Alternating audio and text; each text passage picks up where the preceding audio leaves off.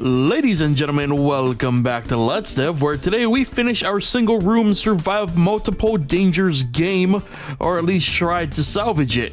That's right, last time didn't go so well. While we were able to get the basics down for our laser spawns and laser beams that grew over time, they didn't work out exactly as hoped, and neither did our attempt to slow down time to deal with said laser beams.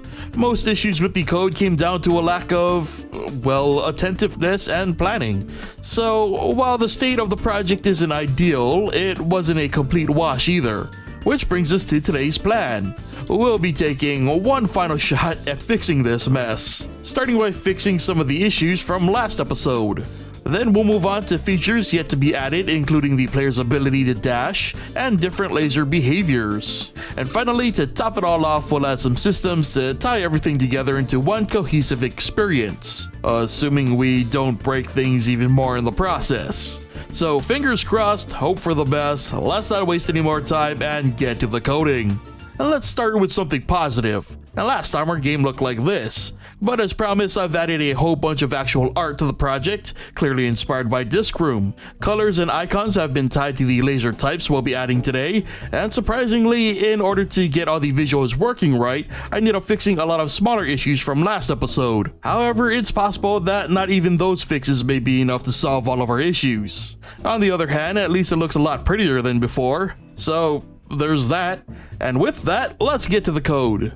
First up was adding the player's dash ability. Checking for the dash key. If the player is not already dashing, we'd switch to the pseudo dash state. In reality, all the code does is temporarily remove control from the player and move them in the direction of the mouse on click for a certain amount of time. And once time is up, the state is reset to allow the player to dash again. And to accompany this new ability, I wanted to add a similar blue shadow effect that is shown in the Disc Room trailer. So to make sure this would work, a new object dedicated to just creating these shadows was created.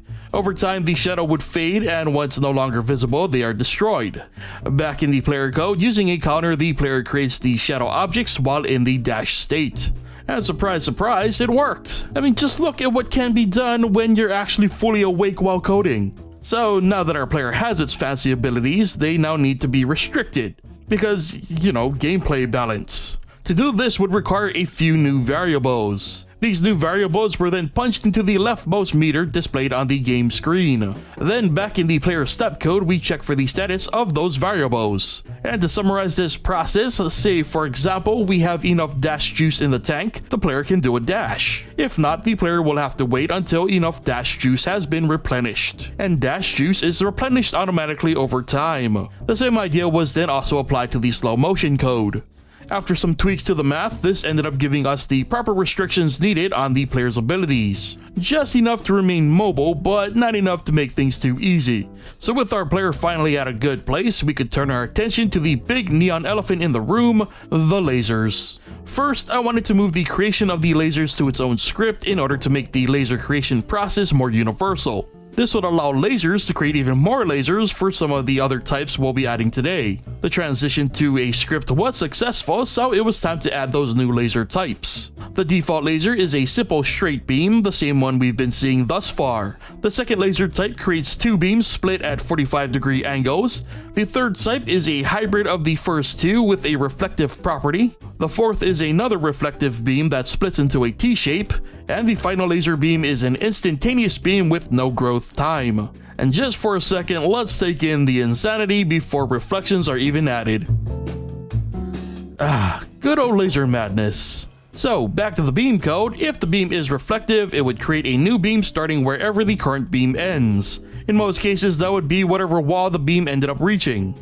And as you can see, yeah, there were some problems. After some tweaking and messing around, I decided to nix the idea of reflective lasers, which I'll explain later. So for now, our lasers would be limited to the default, the split, and the instant beams. Now, while we may be down a couple of laser variations, we've still got some variety to add. We need a ton of new variables to cover everything from laser charge times to laser health. Then in the step code, it was time to add a sequence for our lasers. And once again, to summarize a rather lengthy and confusing process of conditionals, let's just break down the idea behind the sequence. The game charges the laser, defined as laser C, to its max defined laser C max. When reached, the charge resets, damages the laser controller, and triggers the lasers to fire their beams. And at some point I realized I was coding the sequence out of order, so I had to redo the whole thing while also adding a new set of variables to the mix. So after initiating the laser beam, the sequence waits for a period of time,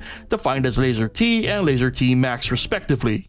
Once that time has passed, the entire process is reset, the current lasers are destroyed, and new lasers are created. Then to make things a bit prettier, I added an explosion to lasers upon destruction and a flash effect when lasers are spawned. The results were pretty great visually, though I noticed that the split lasers hitboxes, which worked at one point, seemed to no longer be working correctly, to which I tapped out and called it a wrap on this project. Not because I couldn't continue, but because continuing at this point would be a waste of time. Now, as much as I enjoyed creating this, it was absolutely cursed from the start. Not doing enough preparation before starting work on the project hurt it in many aspects. And the main culprit were definitely the walls. The wall origin points were set differently from everything else used in the game, and this made spawning things much more tedious than they needed to be. And unfortunately, being so far in meant either a complete overhaul of the existing code, or continuing while fighting a snowball of complications every step of the way. The issues with the walls led to other issues, which just caused the domino effect of more and more issues popping up, which sadly could have been avoided.